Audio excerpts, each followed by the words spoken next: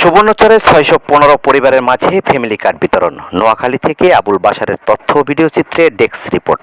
নোয়াখালী সুবর্ণচর উপজেলার স্বাবলম্বী করার লক্ষ্যে ৬১৫ জন উপকারভোগীর মধ্যে ফ্যামিলি কার্ড বিতরণ করা হয়েছে।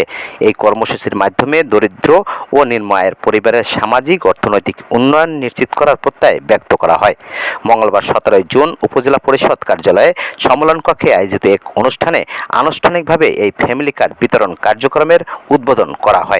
অনুষ্ঠানে প্রধান অতিথি ছিলেন নোয়াখালী ৪ আসনের সংসদ সদস্য আলহাজ মোহাম্মদ শাহজাহান এমপি। অনুষ্ঠানে উপস্থিত সকলে নোয়াখালী সুবর্ণচর থেকে প্রধানমন্ত্রীর একযোগে ২০ জেলার ফ্যামিলি কার্ড বিতরণ ভার্চুয়াল অনুষ্ঠান অবলোকন করেন। যে আজকের এই দিনটা আমার জন্য অত্যন্ত আনন্দের দিন। কেন?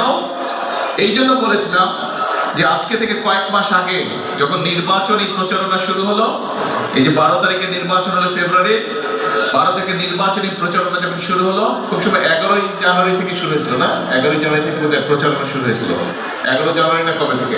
এনিওয়ে, তো সেই নির্বাচনী প্রচারণা আমরা শুরু করেছিলাম সিলেটের পবিত্র মাটি থেকে, এবং সেদিন সিলেট থেকে জনসভা শেষ করে আমি যখন হবিগঞ্জে এসেছিলাম, হবিগঞ্জে একটি জনসভা ছিল, মৌলভীবাজার শেষ করে যখন হবিগঞ্জে গিয়েছিলাম, তখন আমি বলেছিলাম যে এই অঞ্চলের চা শ্রমিক যারা আছে, বিশেষ করে নারী শ্রমিক যারা আছে, তারা আমি জানি অত্যন্ত কষ্টে থাকে। আমরা ১২ তারিখে নির্বাচনে যে ইনশাল্লাহ সরকার গঠন করতে পারি, তাহলে আমরা সারা বাংলাদেশে যেমন ফ্যামিলি কার্ড দিব নারীদের হাতে, প্রত্যেকটি পরিবার নারী প্রধানের হাতে, আমরা প্রথম দিকে চেষ্টা করব এই নারী শ্রমিকদের মাঝেও, চা বাগানের নারী শ্রমিক যারা আছে, দুস্থ মানুষ যারা আছে, তাদের হাতেও ফ্যামিলি কার্ড পৌঁছে দিতে। শ্রীমঙ্গলে আজকে আমরা এটি উদ্বোধন করেছি। আলহামদুলিল্লাহ, আল্লাহর কাছে হাজার লক্ষ কোটি শুকরিয়া যে আমার সেই কথা আমি রাখতে পেরেছি।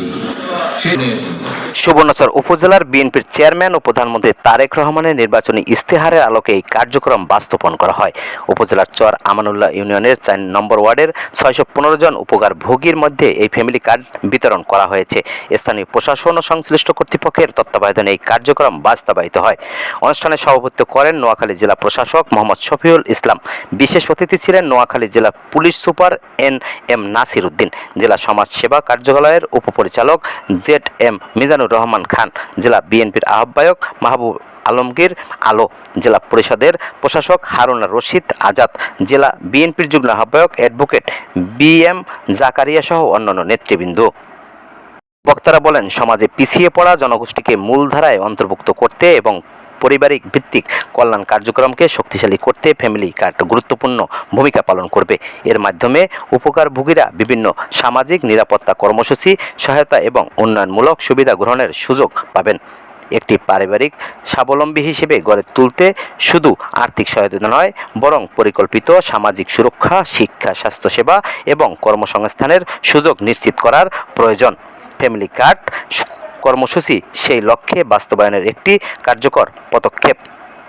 অনুষ্ঠান শেষে উপকারভোগীদের হাতে ফ্যামিলি কার্ড তুলে দেওয়া হয় এবং ভবিষ্যতে এই কর্মসূচির আওতায় আরও সম্প্রসারণের আশাবাদ ব্যক্ত করা হয়। ফ্যামিলি কার্ড পেয়ে উপকারভোগী পরিবারগণ খুবই খুশি। 16 বাংলা টিভি, আবহমান বাংলার